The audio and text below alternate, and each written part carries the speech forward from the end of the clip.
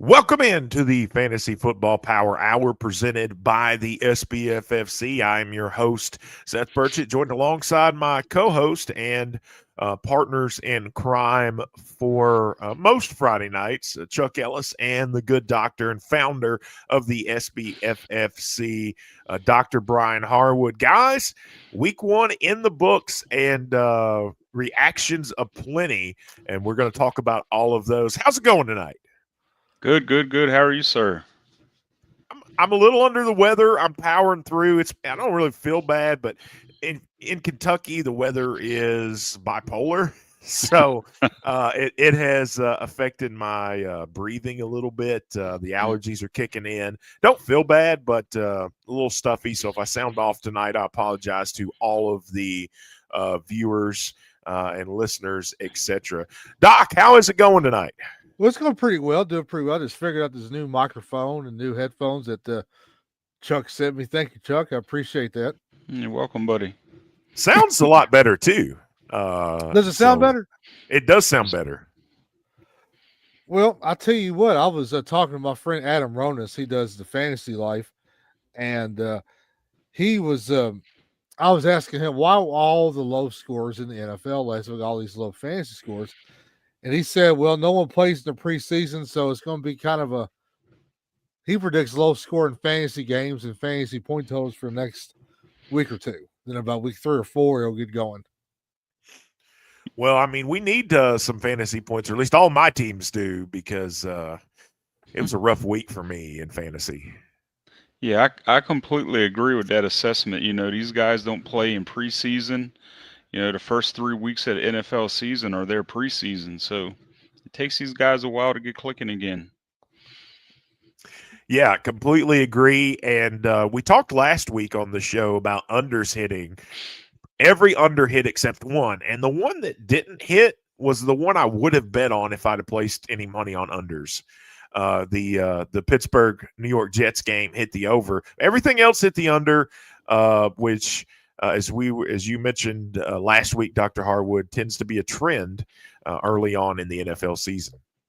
I remember it was like that last year at this point too, and I just say just players just need to get more used to conditioning and things of that nature. And once that happens, you'll get a rise from all these fantasy players. And we got to remember too, a lot of divisional games were played last week too. A lot of people that you're going to have closer games in these divisional matchups too.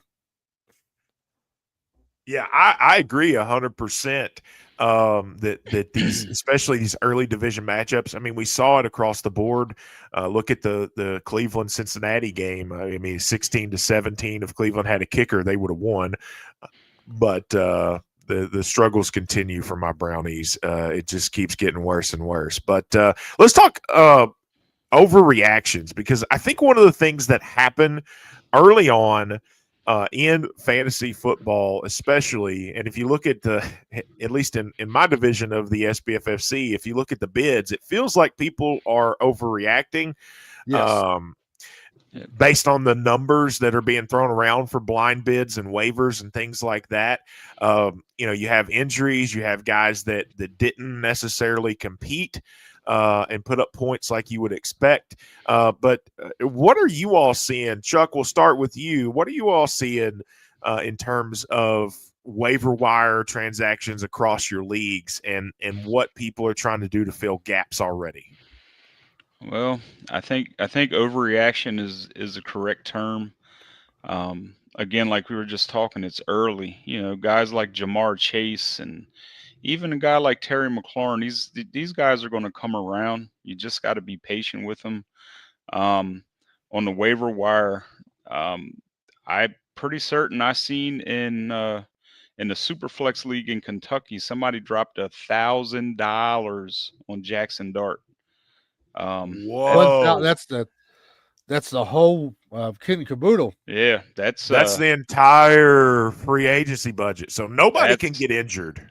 no, that's an overreaction. Same thing with Russell Wilson. He's probably going to be on a short leash, but it's still his job until it isn't, and that's a lot of your money to drop on a quarterback that's not even playing yet. So we'll see. We'll see. I want to tell you all this. You're telling me that Jackson Dart went for $1,000 of free agent budget. He went for $1,000, correct? Yeah, I'll have to go back and look at that. I'm pretty certain I saw that somewhere. Okay, because here's a situation I'm in. So in that division, I'm looking through some of these numbers. $1,000. What was the next highest bid? That's the thing. That's the I'd thing have to because pull that up.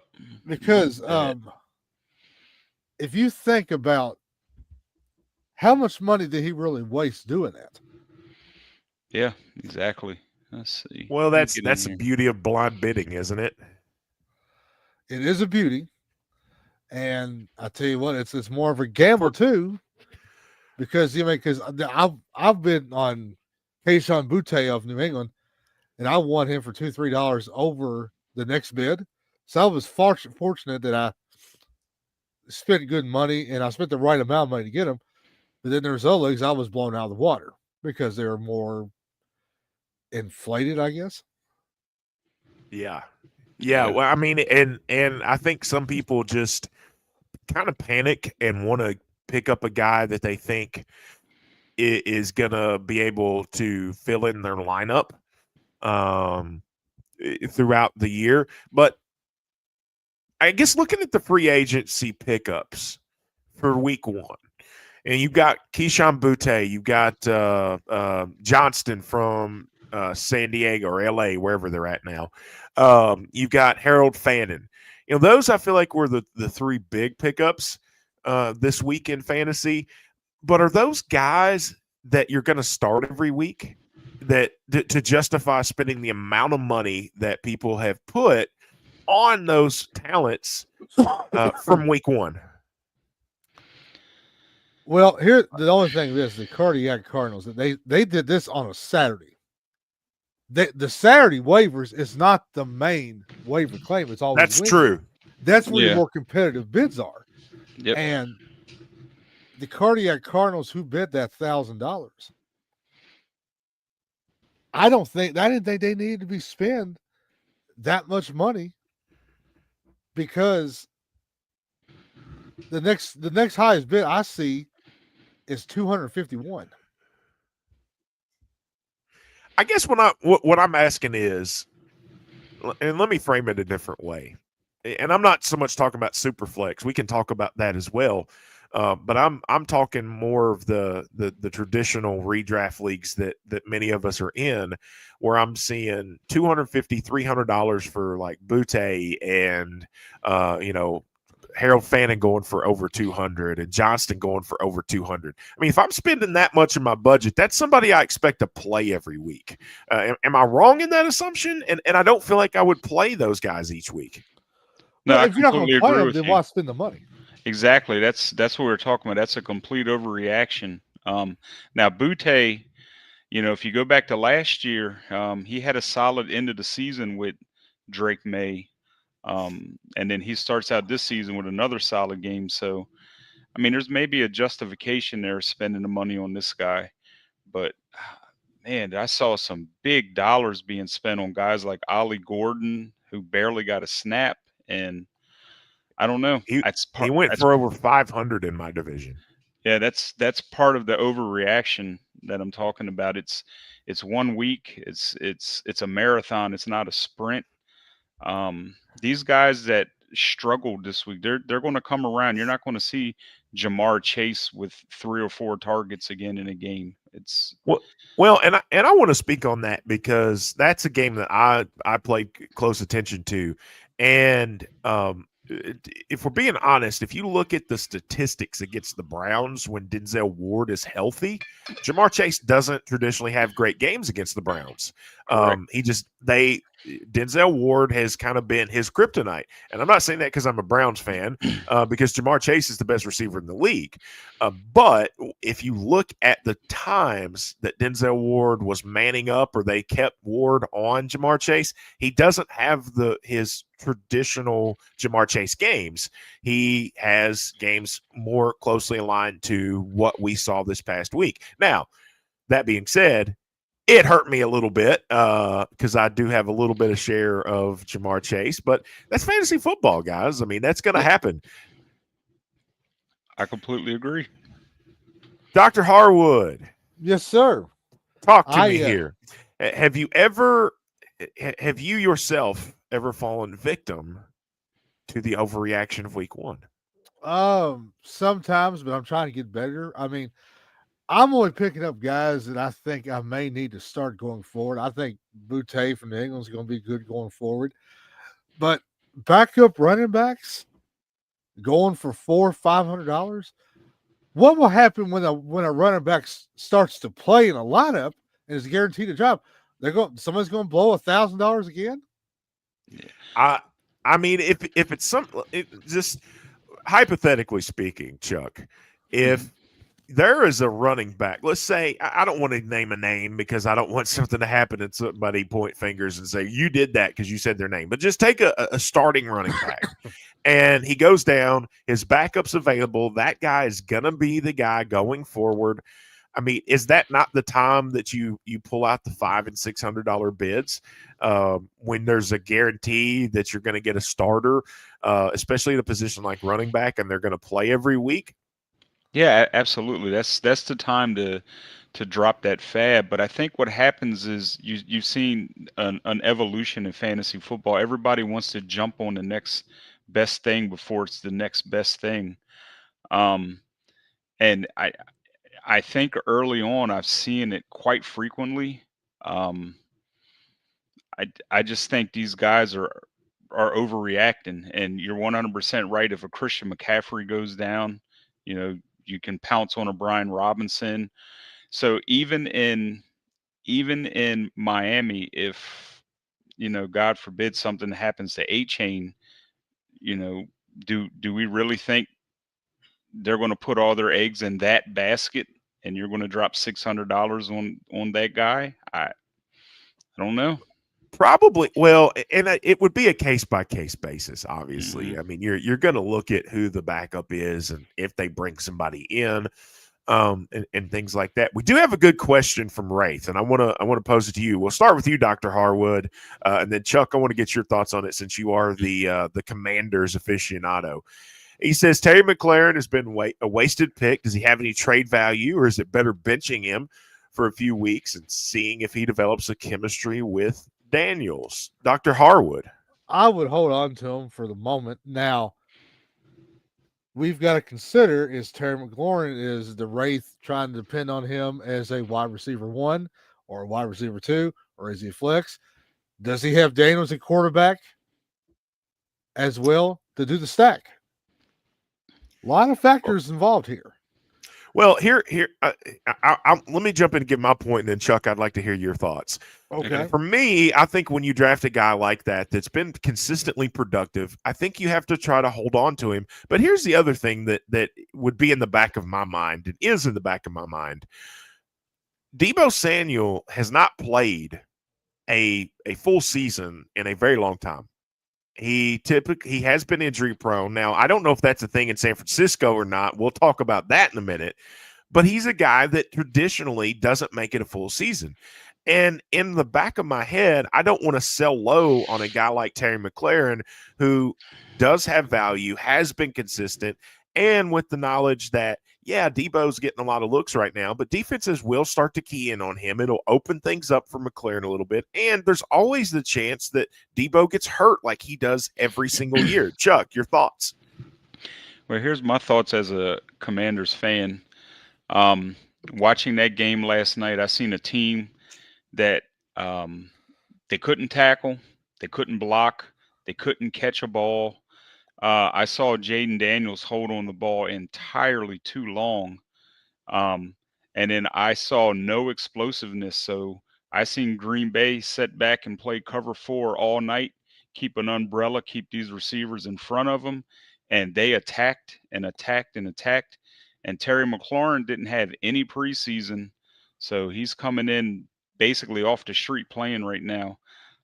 Washington's in trouble. They have no explosive players, and I saw a Green Bay defense exploit that all night. they kept these receivers in front of them and punished them every time they caught the ball.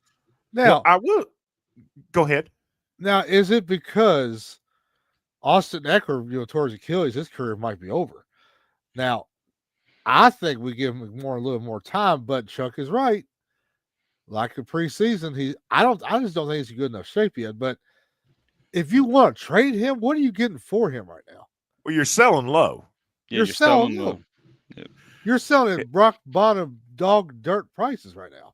Well, here's the other thing that I think too, because I think we're talking overreaction. I think a proper reaction 2 weeks into the season, or at least through what we've seen so far from Green Bay 2 weeks into the season, is their defense is legitimate. Yeah. I mean, they have made two good teams look very bad.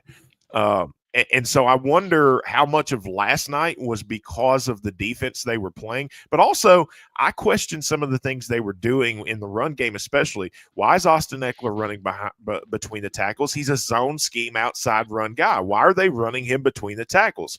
I think that affects an offense. And when you get behind the sticks, it makes and you become predictable. A good defense like Green Bay is going to take advantage of that. 100%. And isn't that why we traded Brian Robinson? Because he's a run between the tackles type of guy. And so you're starting Austin Eckler, and what are you doing? You're running him between the tackles. Doesn't make sense to me. And they really looked out of sync last night. I mean, drop passes, and just I couldn't get over how long Daniels held onto the ball. It was mind-boggling to me. Is that because his receivers aren't getting open, or he's not trusting what he's seeing? Or is he panicking about what's to come next? I mean, we were saying we were overreacting to these free agent pickups. Are these owners overreacting, or are they panicking? Is Jaden Daniels, is he overreacting, or is he panicking by holding the ball too long? Well, I think that it's probably a combination of both. I don't think his receivers were getting open because of the defense they were playing, but also when you got Micah Parsons chasing you down, it gives you the happy feet a little bit. When you've got an elite pass rusher, and there's a handful of them in the league, Myles Garrett and TJ Watt come to mind, that can make good quarterbacks pedestrian at times, and I think that's part of what happened last night. Yep, agreed. And Green Bay's defense is going to be good most of the season. A lot of people picked them up in fantasy leagues relatively early, including myself and a couple of them. Just getting Micah Parsons was just a icing on the cake. So I questioned that move until I saw them play with him, and I don't question that anymore because he is one of the handful of guys that is a game changer on the defensive side of the football. And there are not many of those in the league that you would give up what Green Bay gave up to get a guy like that. But they certainly got a stud that has made their defense even better than it was before. Now, yes, sir. Yep. One more thing about this overreacting or panic on these free agent bids. I'm going to give some advice, though. Daniel Birch says he spent $225 for Gordon. Now, if you're a A-Chain owner, smart bid. Yep, agreed. Now, but if you're banking on A-Chain to get hurt later, then, Daniel, you need to keep Gordon until he comes back. People who pick up Gordon needs to hold on to him and keep him, even if he don't play 6 weeks, 8 weeks, however long it may take. You spent the money, you got him. Now you've got to keep him and hope for the best.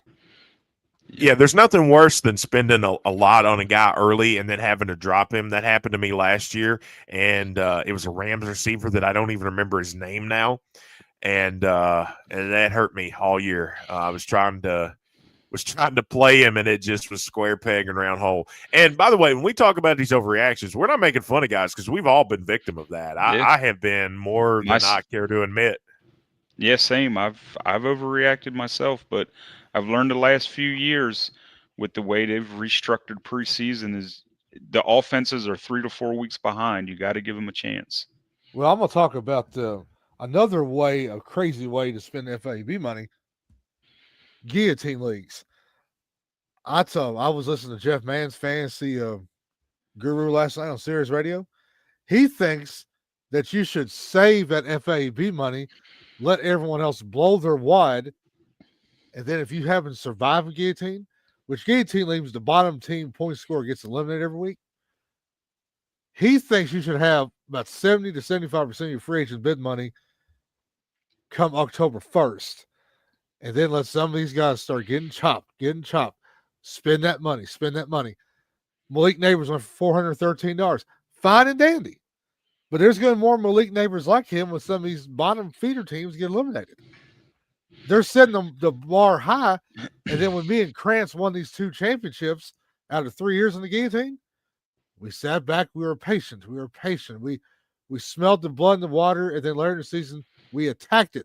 We played the matchups. We bettered our team every week in the free agent market.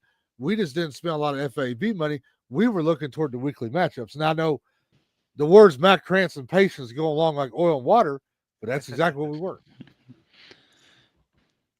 Well, right now, guys, we need to take a quick break and show some love to our sponsor, TrophySmack.com, where you can get all of your trophies for your fantasy leagues, not just football. They do all other sports as well, belts, trophies. I think they're doing chains now. I think flags. They do all sorts of stuff. We're going to take a quick break here on the Fantasy Football Power Hour presented by the SBFFC on the TN2M show of networks. We'll be back in a minute after a word from our sponsors.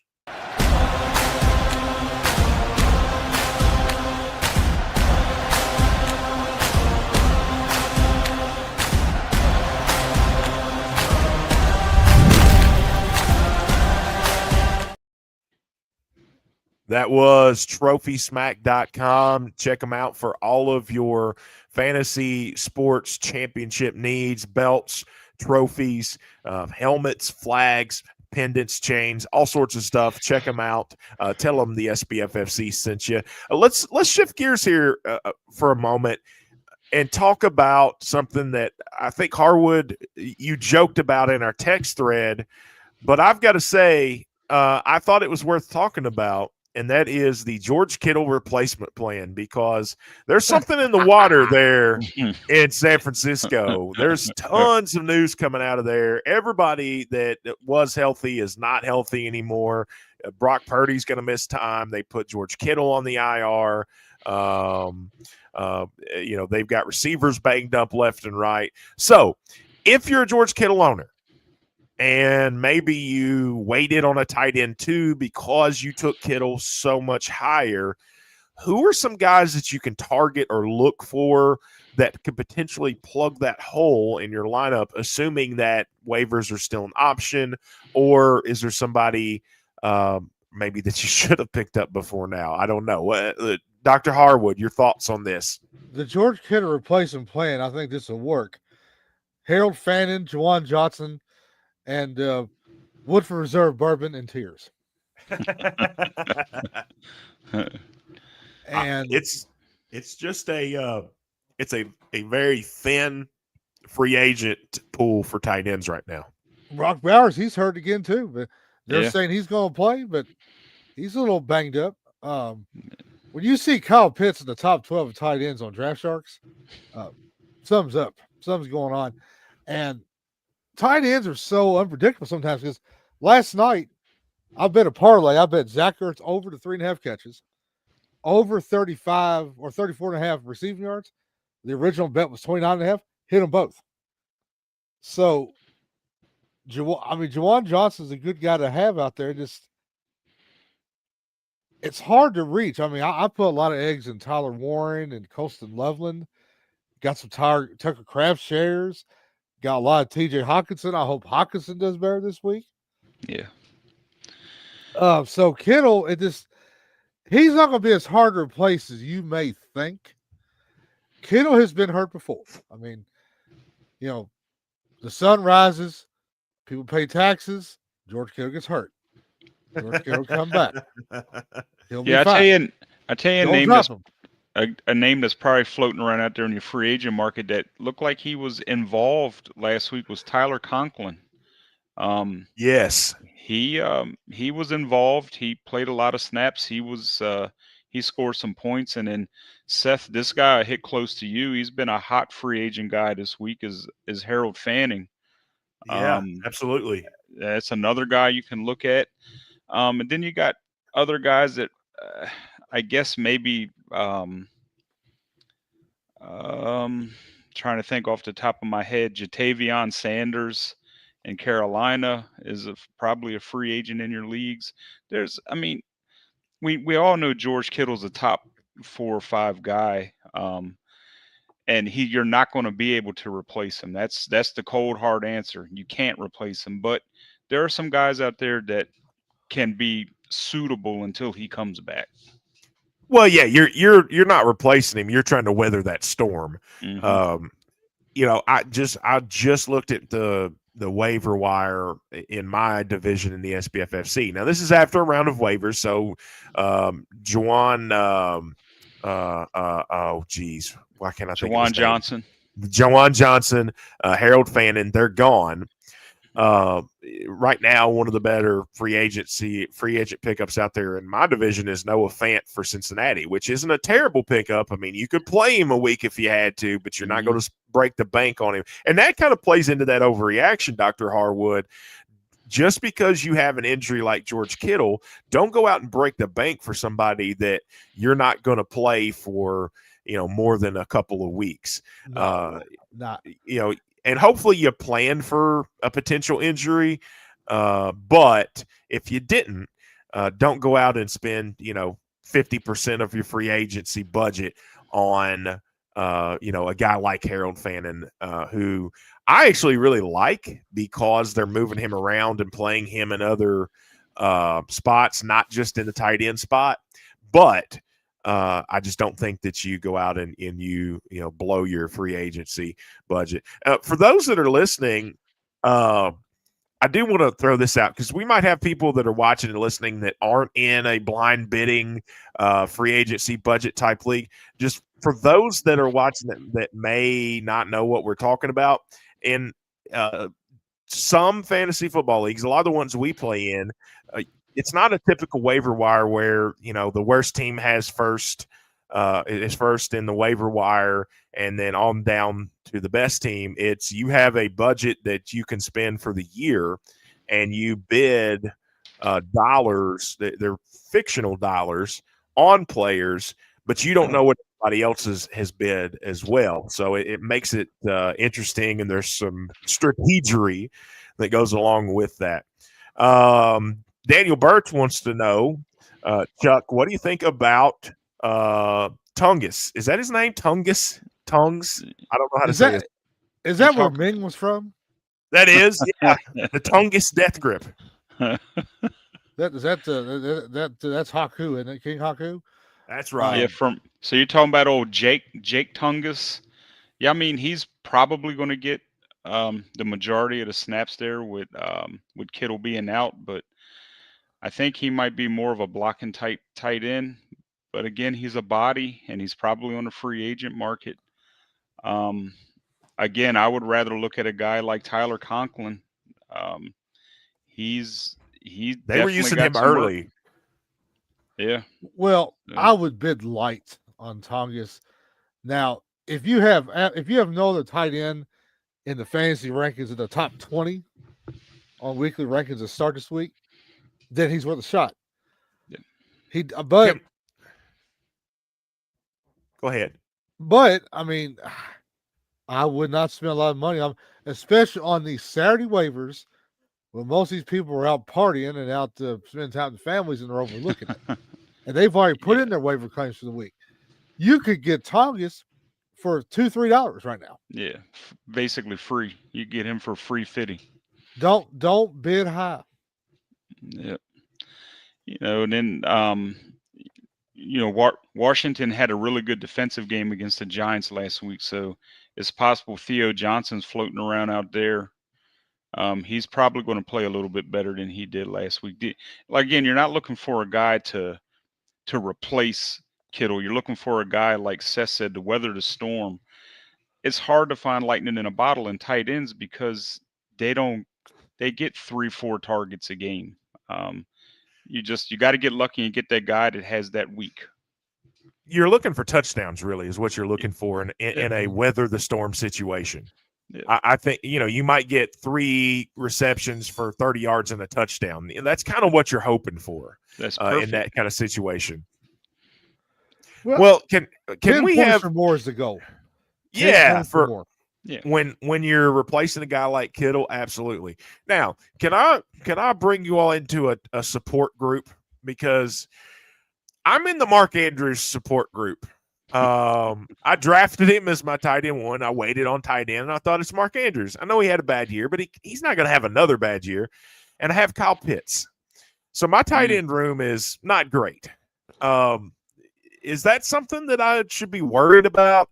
I will say this about Pitts. He did outscore Mark Andrews, which was not hard to do. If you have a pulse, you did that last week. But he got 8 targets, and that's significantly more than what he had. I think with some of the changes that they have made there in Atlanta, he is somebody that is seeing a little more run. I mean, do I play Pitts over Mark Andrews until Andrews comes on, or do I ride the storm out with Mark Andrews? Well, Kyle Pitts this week. Oh, I'm talking this week now. Kyle Pitts is behind London, Robinson, and Mooney on the field. I would say sit Pitts because they're at the Vikings. Vikings played the tight end tough last week. They held Colston Loveland. And I know Cole Kmet had a good game, but Kyle Pitts is too inconsistent for me. Mark Andrews has more of that history, and he's in a more experienced offense. Isaiah Likely is injured too. And he's going to be out for a couple of weeks, if not longer. So I would see that's the overreaction that I'm thinking about right now. For me, that's my overreaction is, do I play? Because when we talk overreactions, it's not just who you're picking up in free agency. Sometimes it's who you're playing week to week, and that is kind of my overreaction. And I know the Ravens play the Browns, and every year Mark Andrews has some sort of crazy catch where he gets a long one where Lamar's scrambling around, nobody can actually bring him down, and Mark Andrews just pops out of nowhere for 50 yards down the field and a touchdown. That's just how it's always been against the Browns for Mark Andrews. So that's kind of my overreaction to what I am sort of battling right now. Well, but you got to remember, are those the only 2 tight ends on your roster? As of right now, yes. Who's the free agent right now? Well, I did put a bid in on Harold Fannin, but I didn't want to break the bank.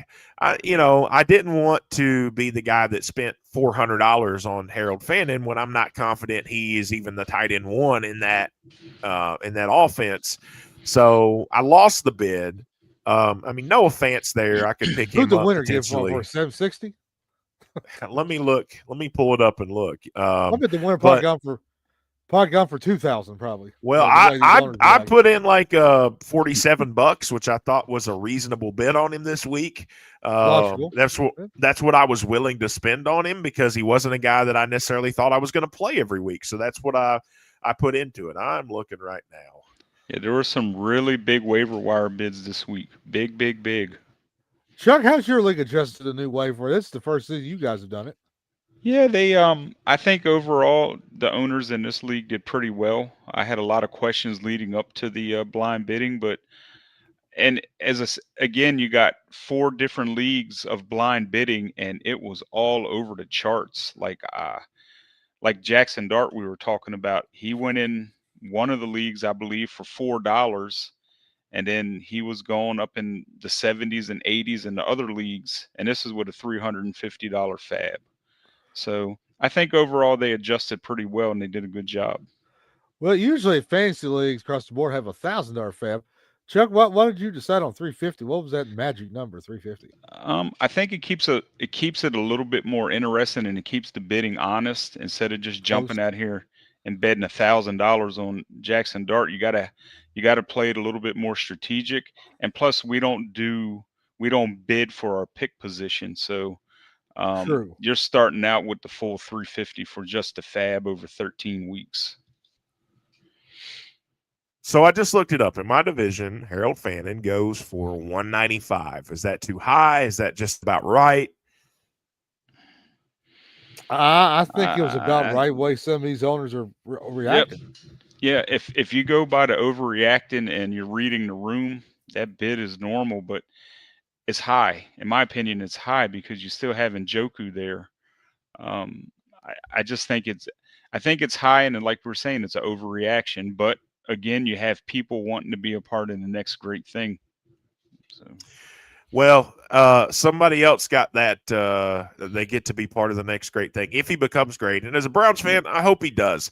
But I just wasn't willing to spend that much of my budget on him. Yeah. Well, I mean, what's going to happen come weeks when the bye weeks hit? You think that people overreacting now? What's going to happen when these bye weeks hit and these people don't have the bench depth to replace for starters? And then you're out of Buck fab. Wild in too. Yep. That's where you spend your FAB money. Yeah, I agree, and that's kind of why 47. If I'd have won him, won that waiver wire pickup at 47, I would have been happy with that. But 195, I would have felt obligated to play him at that bid price, and I wouldn't play him. I don't think over Mark Andrews or even Kyle Pitts at this point. Yeah, think of what I mean. I can't speak for every owner, but we'll just talk about the SBFFC. You got 12 teams. You got 20 rounds of drafting. If we're being honest, there's not a lot of fish left in that pond. So I think what these guys want to do is they want to grab whatever fish they can because they know that pond's going to dry up really quick. So I think they're throwing that fab out and grabbing whatever fish are left available. Well, but here's the thing, though. When you go about week 7, week 8, and half these other teams have blown their free agent bid money on the fool's gold, and then you've got the FAB advantage, especially when you go to the playoffs and you make the playoffs. You need to run the monopoly of that table. But if you really need a guy, if you lose like one of your top 3 draft picks, and if you think the guy's going to play that you're going to replace with, then that's where you spend a lot of your free agent dollars. Don't be spending $400 or $500 for these guys that don't even play yet. Yep. I was guilty of that my first year in SBFFC. We remember a name, James Robinson. Yep. I dropped about 60% of my fab on that guy, and he carried me to a 6th place finish in the SBFFC. So it happens. Sometimes it works out in your favor. Yeah. I mean, when you look back years ago, when Victor Cruz emerged onto the scene, that was a guy that went for a lot of money early on in the SBFFC. That's been a long time ago. But sometimes you do catch lightning in a bottle. And so an overreaction can pay off. As you mentioned, Chuck, I mean, James Robinson carries you to a 6th place finish. If you don't pick up Robinson, you probably don't finish that high. I don't. I 100% don't. Let's take a quick break here to pay some attention to our sponsor, TrophySmack.com, your home for all fantasy sports trophies, belts, flags, helmets, chains, etc. Probably lots of things that I don't even know that they make. We're going to take a break. And also, remember, we're interactive. So if you got a start 'em, set 'em question, we will talk about it. If there's something that you're debating between 2 people, then we will most certainly talk about that as well. Drop it in the comments below. But right now, we're going to take a break. You're listening to the Fantasy Football Power Hour presented by the SBFFC on the TN2M Show of Networks. Be back after this, after a quick word from our sponsor.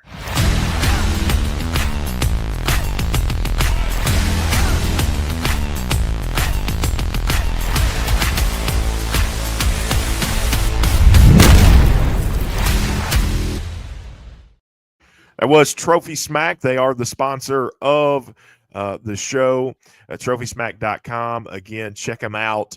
They have all of your fantasy sports trophy needs. Again, trophies, belts, helmets, chains, flags, all kinds of stuff. Check them out. Tell them the SBFFC sent you. Would love to get some start 'em, set 'em questions. If you're watching this and you're between a couple of guys, let us know. We'd love to take those. Are there any matchups this week, guys, that are particularly intriguing to you, or one that you think has significant fantasy implications? I'm gonna take a look at a couple things here. I've been looking at some of these games, and I'm trying to figure out: is it going to be more of the same? A lot of these over unders, these unders are going to hit, or is there going to be some that just teams are going to start playing like they should be playing? Good defense to have this week is Los Angeles Rams against the Titans on the road. The Tennessee Titans coaching staff is about as inept as any coach staff I've seen in the NFL. I mean, Greenwood High School coaching has been, more of an expert in the Tennessee Titans coaching staff.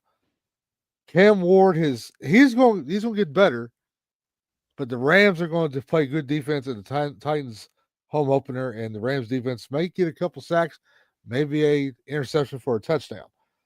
I like that matchup. And also, 49ers and Saints, that's a low over-under as well. Somebody's got to step up in that game. Jaguars and Bengals have the highest over-under at 49. Is this the week that Brian Thomas and Joe Burrow and Jamar Chase get better? Is this the game they break out? Or is it going to be another disappointment? Yeah, that's the game that I'm interested in, is the Jacksonville Bengals game. And if you're looking at tight ends, Cincinnati cannot cover the tight end. So you get Brendan Strange in every lineup you got, because they're really bad against the tight end. I agree with that. We got a question, full PPR. Who do you start at RB2, Kenneth Walker or Travion Henderson? We talk about overreactions, and I don't like to overreact, but if there's a panic button that needs to be pushed, I think Kenneth Walker might be in the boat with that panic button. Or is it paranoia with Zach Charbonnet? I don't know. He could be both. He looked really bad. Wow, this is a tough one, and I love Kenneth Walker, but if you're asking me in a full PPR, I'm going with Henderson. Henderson is on the road at Miami. Yep, I got to go with Henderson. Walker is at Pittsburgh. Draft Sharks has Walker 12.9 PPR. Travion Henderson 12.2. I would go. That's close. That is close right there. Based on the matchup alone, I would probably lean toward Henderson there. I mean, I know that there was a high scoring game with the New York Jets. That's atypical for Pittsburgh Steelers defense. And a lot of those points came off of a rushing quarterback that might have had an agenda against the Steelers, if we're being honest. I think just because you're going to get more or at least more consistent production out of, or opportunities rather, let me put it that way, more consistent opportunities out of Henderson, where you're not necessarily guaranteed that with Kenneth Walker. I think I would go Henderson there, because if Zach Charbonnet comes out and he lights it up, they've proven, at least early on, they're going to go with the hot hand, and then you're kind of left out in the cold at that point. Now, here's another thing too, Jason. Who does your opponent have? What running backs does he have? It may determine who you're going to start with, either Henderson or Walker. I mean, if your opponent has Jackson Smith and Najigba, or if your opponent has Stephon Diggs, or if your opponent's got Drake May, then that's going to be a decision as well there. You could have one of the same players on that Seattle or New England to help offset your opponent. Jason Dyke, who does your opponents have? While he's looking that up, I mean, let's be honest. Hampton and Chase Brown. Okay. So Hampton and Travion Henderson, I think they're about the same because they're both rookies. Mm-hmm. Yeah, I agree. I think I like Henderson better. Just if it were me, if we're taking a poll here, I think I would like Henderson better. I think his ceiling is a lot higher right now than Kenneth Walker's is week to week. Yeah, I completely agree. And it's Miami. Are they going to show up this week, or are they going to be a team in turmoil like last week? Well, that's what I was getting ready to touch on. I know it's early in the season, and here we are with overreactions, but if Miami comes out and lays an egg again, that might be it for Mike McDaniels. You might see him gone Tuesday. So you could very well see a high scoring game. And if that's the case, it takes Ramondre Stevenson out of the game and makes Travion Henderson that much more valuable. So if you're Yeah, saying if you're saying the Miami coach may get fired if they go 0-2, I'm saying that right now. If Miami starts out 0-2, Mike McDaniels might disappear this week. well, he might get a new job down in Miami as very lucrative businessman. Would you like fries with that?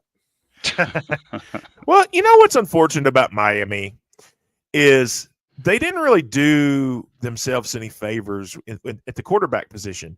When you got a guy like Tua that has not finished a season in 2 years and has had concussion problems, and you don't do anything to address the backup quarterback position, you don't bring in a veteran or somebody that can just be there in the event that a concussion happens that takes Tua out of the game.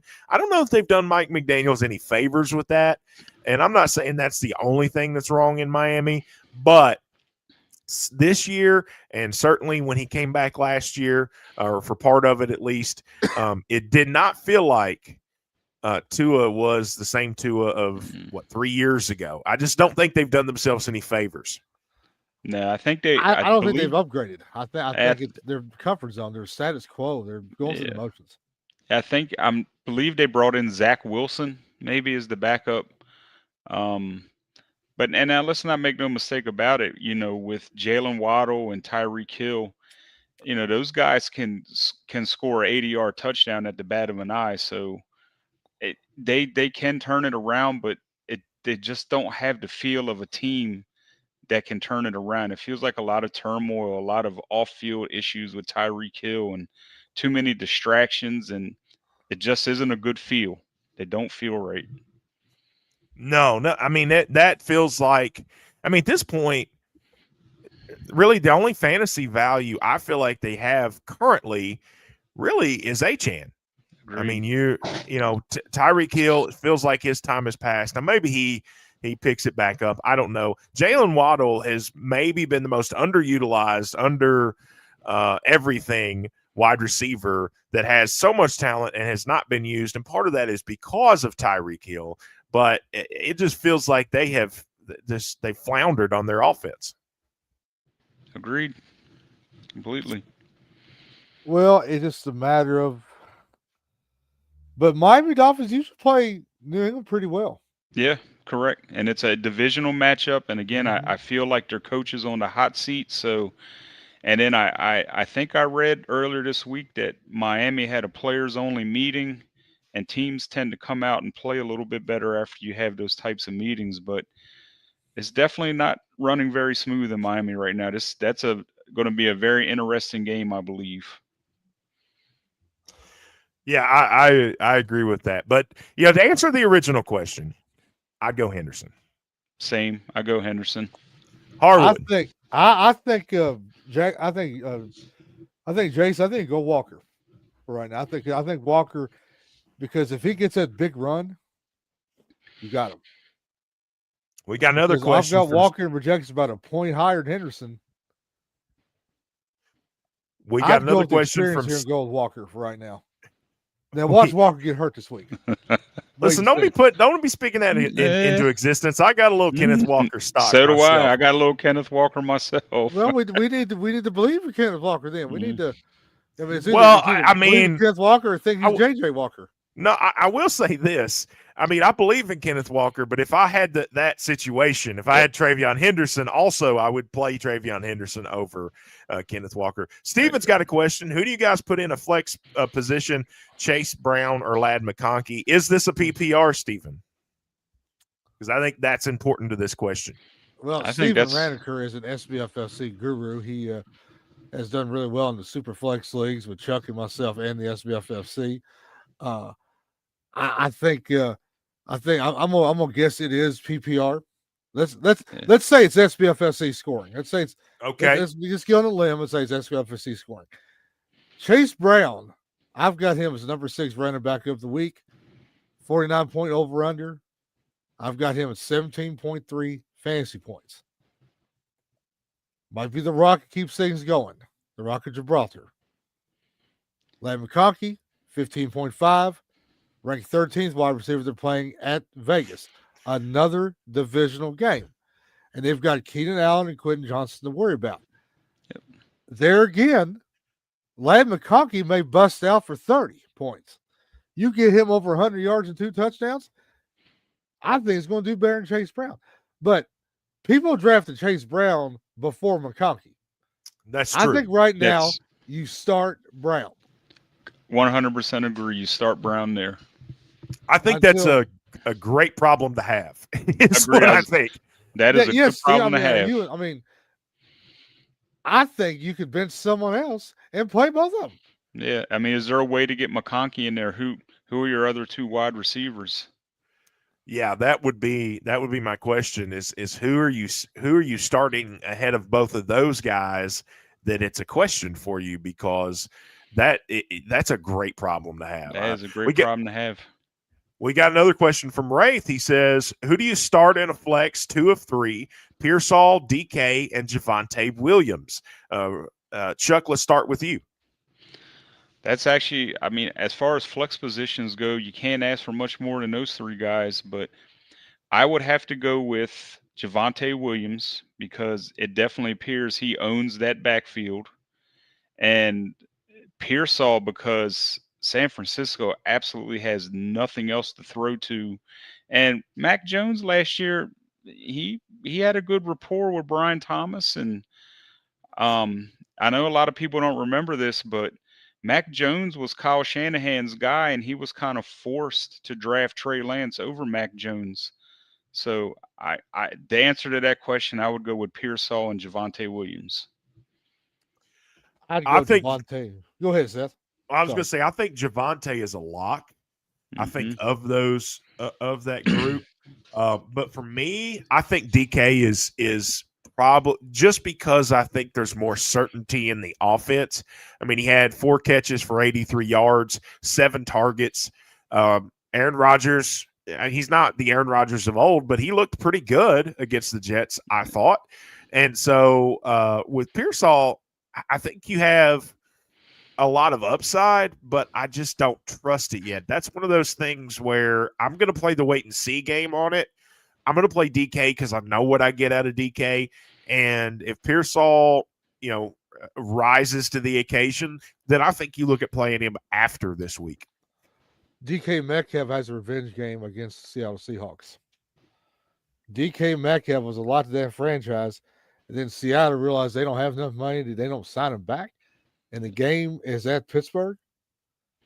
I think DK Metcalf's going to have an awesome week. I think he's going to have a really good week, because he's now jealous of Jackson Smith-Njigba, being the new guy in Seattle. And I think DK Metcalf outscores not only Smith-Njigba, he outscores Javonte Williams and Pearsall. Ooh.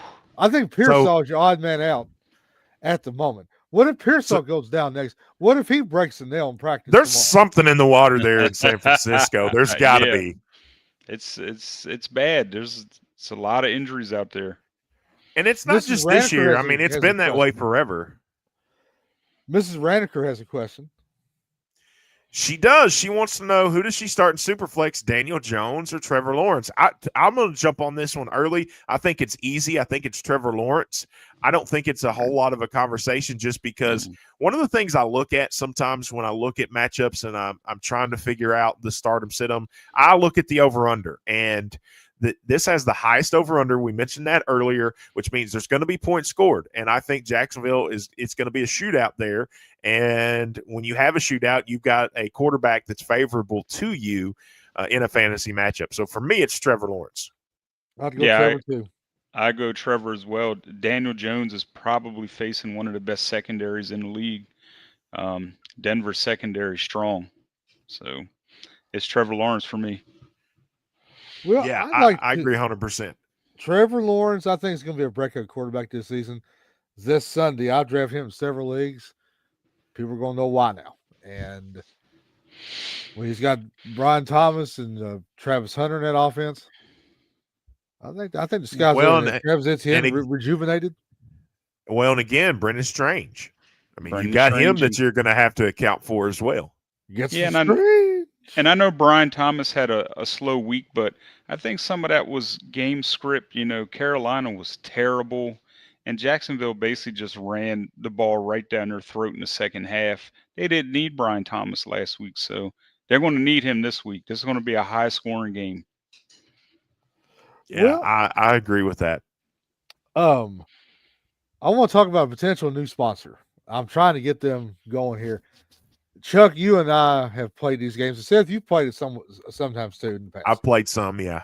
Fanball, salary cap, $20, win your SBFFC team for 2025. Is there a way we can put that link to join on this chat room here? Or I can try to get it in the chat. Yeah, hang on. Because I think there's some people that are itching at the bit to get in the SBFFC, but don't have a guaranteed spot right now because they're not in there. Like, I don't know if the Wraith is in the SBFFC. I don't know if this Jason is in the SBFFC. He might be. They might be going by different names to protect the innocent. I don't know, but the SBFFC, it's hard to get in there. You have to almost qualify if you're a new owner. So it's a super flex salary cap contest. Last week, Taylor Messer and Don Clarence Underwood won their teams last week, and I know Seth's won some teams to pass with Fanball, and Chuck, you have. I have. Chuck, Christie's won a couple teams as well.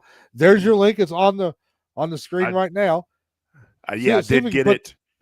Well, I can put it up, but I don't think you can click it on the screen. But if you're in the chat, you can. There it is. There's the. Well, I just mean I don't think anybody watching can click it. Yeah, you don't have to copy and paste it. Yeah, copy and paste it from the chat. Well, leave it up for a few more seconds in case everybody's watching live. But it's you start 9 players. It's a Superflex format. It's similar to FanDuel and DraftKings, but if you finish the top 2 out of 30, you win your SBFFC team for 2026. And they've got a lot of good qualifier games, and it's really different. And the player prices are very forgivable. I mean, I've looked at a lot of the player prices. Tight end, we're getting back to tight ends. Tight ends are cheap to have this week, and it's for all Sunday games. So if you're a DFS player and don't like the fact that you can't pick a guy from a Sunday night game, you can pick a Sunday night player now. So, we got a trade here. We got Pan Prods who wants to know. He said he traded Chuba, Olave, Kraft for Kittle, Rice, and Judkins. Was that a good trade? At this time, no. No, not now, but maybe ask that question week 6 or 7. Yes. It'd be completely different. On paper right now, you're not right now, but later on, I think that trade will definitely benefit you. Tucker Kraft was the best player in that deal, though. Correct. Now, Kittle might be back week 7, too. Yep. So Well, I just hope he's still in the running at that time. I mean, I have to imagine that this trade was made with some depth because you're getting 2 guys in Kittle and Rice that aren't going to play for a little while. And who knows when Judkins is actually going to make his debut. I suspect it'll be this week, but I don't know that.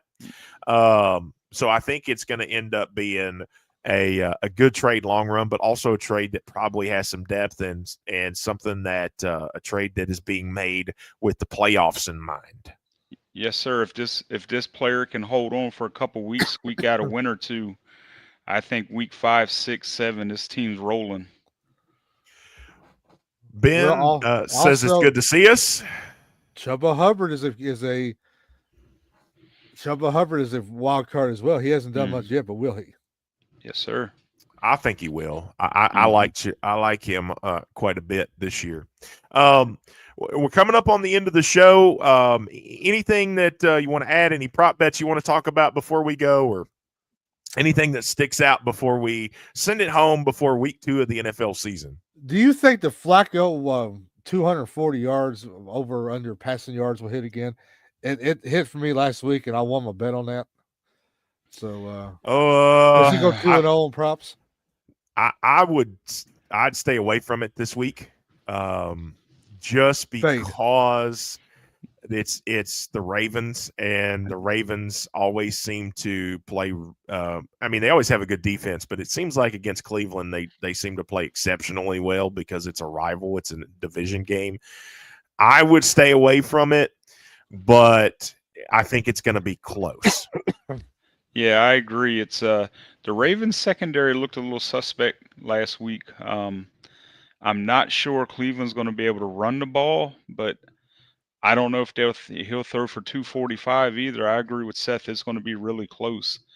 But I think if you go back and look, probably 13 out of Flacco's last 16 starts, I think he's eclipsed 250.